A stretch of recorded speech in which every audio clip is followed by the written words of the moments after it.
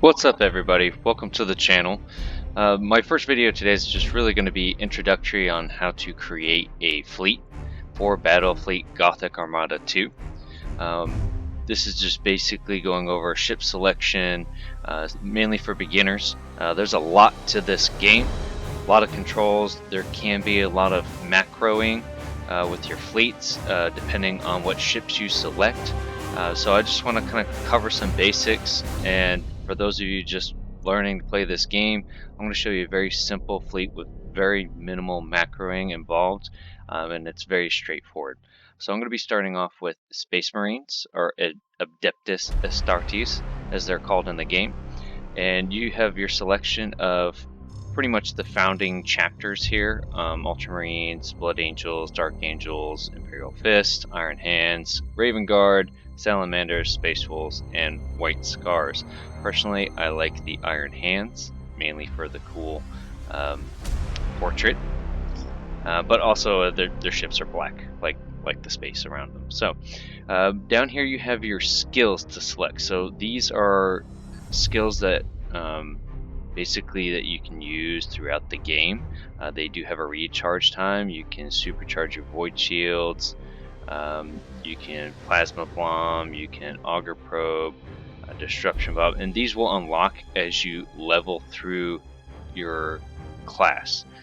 So like for example, if I click on chaos, which I haven't played hardly any, they're locked, and once I play games, whether through skirmish or ranked, eventually I will unlock more of these skills as well as upgrades.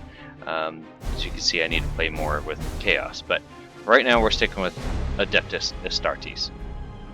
And so once you select your skills, usually I always go with disruption bomb, because you want to take out their shields as quickly as possible. And then you can do multitude of things. I usually stick with the plasma bomb as well, or auger probe, in case I'm not running any escort ships for scanning, so we'll just take that as well. And then here you have your upgrades. These are upgrades that usually will affect either your fleet. See here it says applies to all fleet ships, or some will be for escort ships and light cruisers, for your flagship only. So make sure you're paying attention to which one of these affect just your flagship or your other line ships, because there can be combos for the rest of your fleet, or if you have a really powerful flagship like a battleship or a battle barge or anything, you might want to buff that one. Okay, so I usually go with let's see here.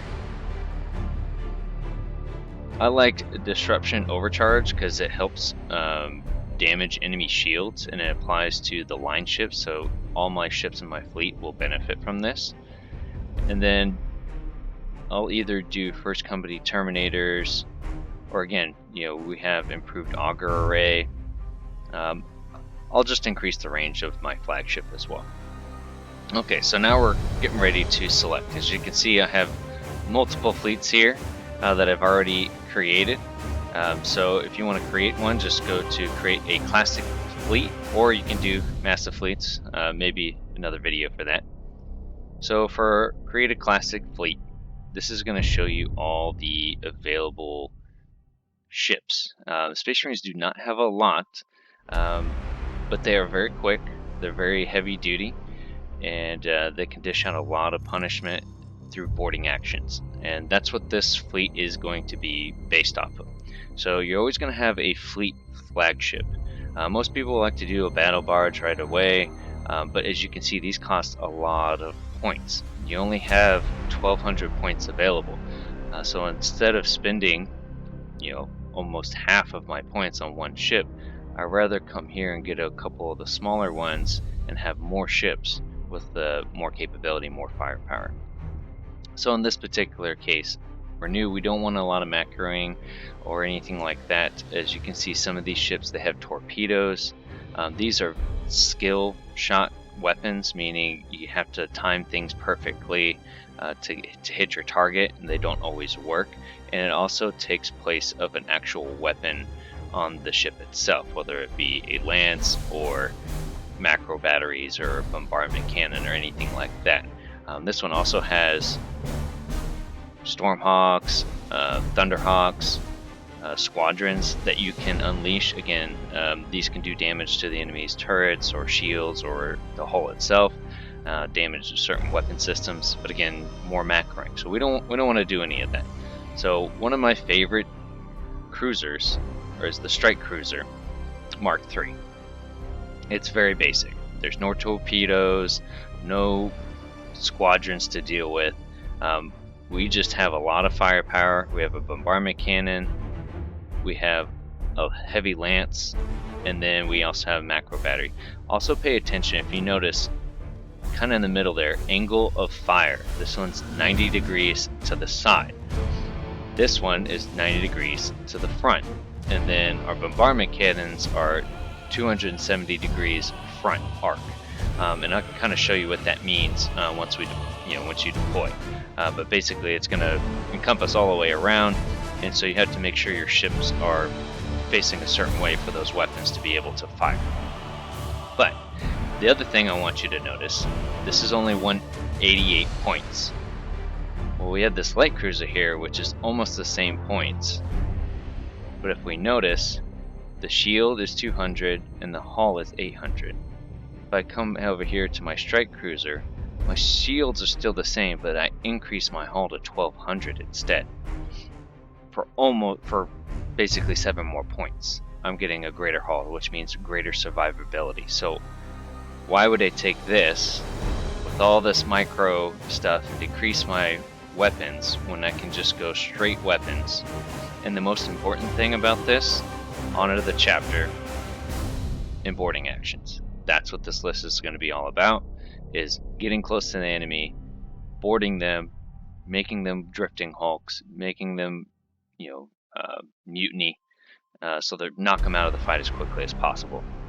The cool thing about Honor the Chapter is you don't have to wait for their shields to drop like you normally would with boarding action.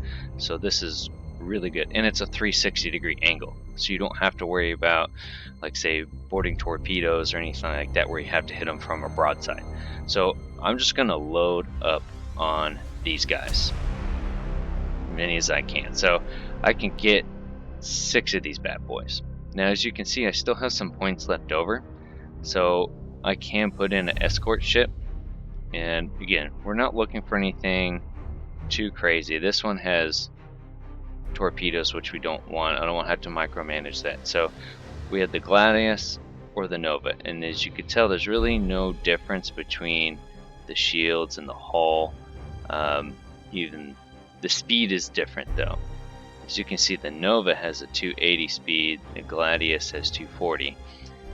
The cool thing about the Nova is it has the lance and the double barrel light macro turret.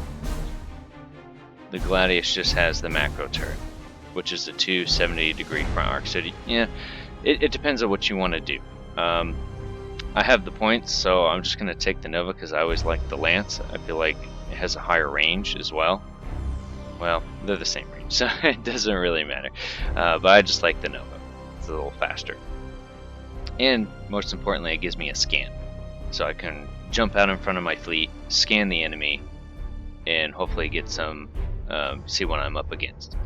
So as you can see, we only have 8 points left over, but this is all we can. Very, very minimal work needed for this fleet.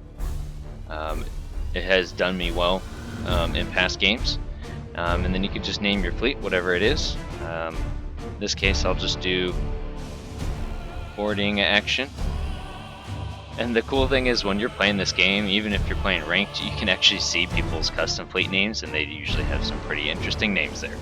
And then we're just going to save, and then it'll be listed in your fleets here, and then you can select it and be ready for a game. Well, I hope you enjoyed this little instructional video. I am going to be putting out more battles, some skirmish, some ranked as well, and hope you subscribe and join the channel and enjoy the content. Please let me know if you have any questions or anything or any suggestions. I'd love to hear it, and happy gaming.